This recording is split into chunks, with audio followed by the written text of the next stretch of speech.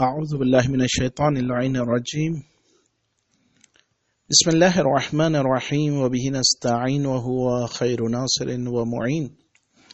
سلسلہ دروس معارف قرآن و اہل بیت میں معارف امام حسین کے عنوان سے یہ آج 35 نمبر درس ہے۔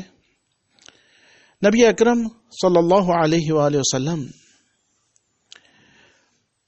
امام حسین علیہ الصلوۃ والسلام کو مخاطب کر کے ارشاد فرماتے ہیں، شفاء امتی فی تربتک والائمۃ من ذریتک۔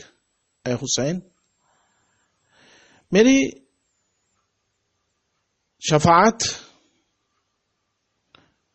میری امت کی شفاعت تمہاری تربت اور تمہارے بعد کی ذریت کی تربت کے ذریعے ہے۔ یعنی اے حسین، تمہاری اور تمہاری ذریت کی قبروں کی خاک میں بھی میری امت کے لیے شفاعت ہے۔ روایت کا حوالہ کتاب المناقب جلد نمبر 4 صفحہ نمبر 82۔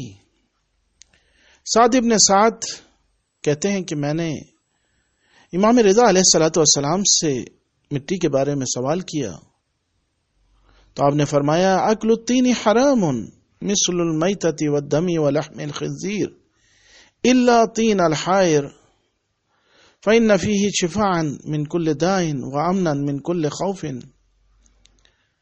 روایت کا حوالہ وسائل الشیعہ جلد نمبر 24 صفحہ نمبر 226۔ یعنی سعد ابن سعد نقل کرتے ہیں کہ میں نے امام رضا علیہ الصلوۃ والسلام سے خاک کے کھانے کے بارے میں سوال کیا تو آپ نے فرمایا کہ مٹی کا کھانا مثل مردار و خون اور سور کے گوشت کھانے کی مانند حرام ہے، سوائے تربت امام حسین کے، کیونکہ اس میں ہر مرض کی شفا ہے اور ہر طرح کے خوف سے امان ہے۔ امام محمد باقر اور امام جعفر صادق علیہم الصلوۃ والسلام دونوں سے یہ روایت ہے کہ آپ لوگوں نے فرمایا، ان اللہ عوض الحسین علیہ السلام من قتلہ ان الامامۃ من ذریتہ والشفاء فی تربتہ واجابۃ الدعاء عند قبرہ ولا تعد ایام زائریہ جائعا وراجعا من عمرہ۔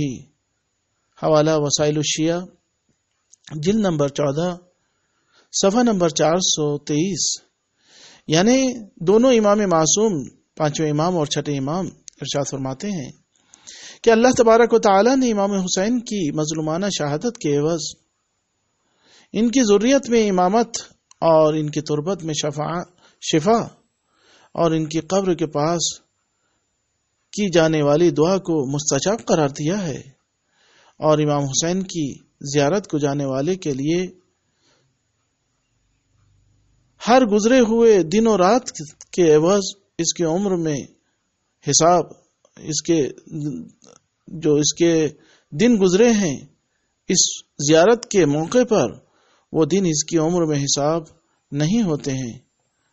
وآخر دعوانا ان الحمد للہ رب العالمین۔